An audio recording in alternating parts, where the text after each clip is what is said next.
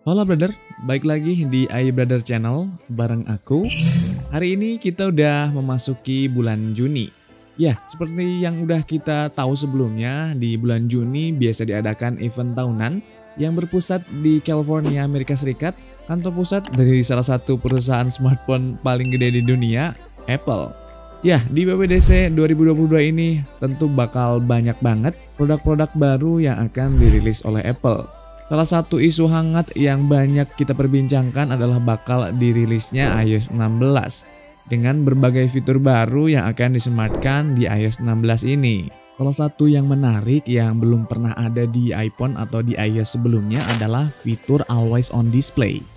Nah, fitur Always On Display atau biasa disingkat AOD, salah satu fitur yang bakal berfungsi buat nyalain atau menampilkan informasi notifikasi saat ponsel atau saat iPhone dalam kondisi terkunci. Fitur ini sebenarnya udah banyak banget lebih dulu digunakan oleh handphone-handphone yang berbasis Android semisal Samsung. Fitur AOD ini juga biasa disebut dengan istilah lain kayak ambient display atau active display. Fitur ini bisa berjalan atau bisa diaktifkan hanya pada layar yang bertipe OLED, AMOLED, Super AMOLED, dan sejenisnya.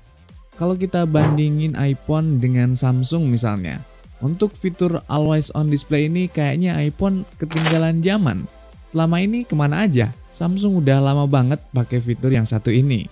Biarpun pelit kalau ngasih update-update software ataupun update seri iPhone terbaru, tapi Apple memiliki build quality yang sangat oke, optimasi software yang mumpuni, dan pelayanan after sales yang sangat jempolan. Jadi tetap aja punya pasar yang cukup luas dan masih banyak peminatnya. Bahkan udah banyak dari kita yang punya stigma kalau logo Apple udah jadi sebuah simbol status sosial. Nantinya dengan Always On Display yang bakal ditanamkan di iOS 16, layar pelangkat iPhone itu bakal menyala terus-menerus dengan frame rate yang sangat rendah. Fungsinya nanti bakal menampilkan informasi sesuai kebutuhan usernya di bagian lock screen tentunya. Namun kita nggak perlu terlalu cemas bakal boros baterai nantinya si iPhone kita. Karena fitur Always On Display ini juga bakal tetap hemat baterai, jadi kita nggak perlu cemas dengan konsumsi daya baterai yang akan dihabiskan oleh fitur yang satu ini. Nah, kalau untuk fitur Always On Display di produk Apple saat ini udah ada di perangkat Apple Watch, ya tepatnya di series 5, 6, dan yang terbaru yaitu series 7.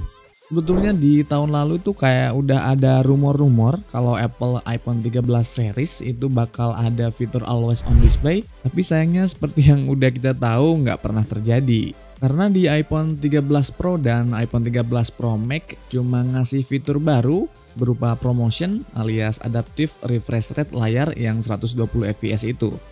Menurut Mark Gurman, fitur Always On Display di iOS 16 nantinya cuma bakal bisa di iPhone 14 Pro dan iPhone 14 Pro Max aja.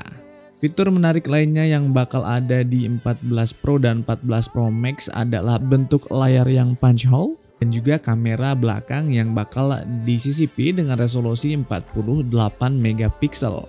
Terakhir, iPhone yang bakal kebagian iOS 16 adalah iPhone dimulai dari iPhone 7 series sampai dengan iPhone terbaru. Untuk iPhone SE generasi kedua, iPhone 6s dan 6 series, saatnya bilang goodbye. Karena device tersebut nggak lagi bakal kebagian iOS 16.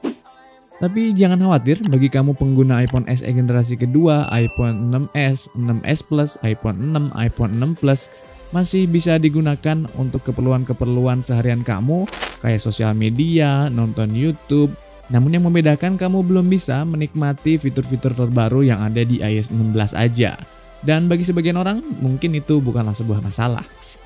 Oke, itu aja update yang terbaru. Bagikan video ini ke teman-teman kamu, saudara kamu atau siapapun yang kamu kenal. Karena hal yang kecil menurut kita kadang berarti besar buat yang lain.